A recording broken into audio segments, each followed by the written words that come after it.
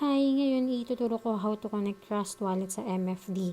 So, open Trust Wallet, then manage crypto. And then, dito, search natin si BNB.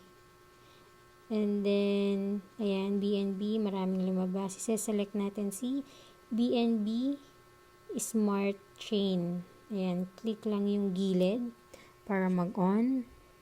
Then, back. Tapos, click natin yung discover sa gilid and then i-type natin si myfriendsday.com. Since ako nakalagin na ako kanina dito, hindi na ako ipaprompt ng username and password. Pero kapag first time, you need to log in muna. So, ayan, myfriendsday.com.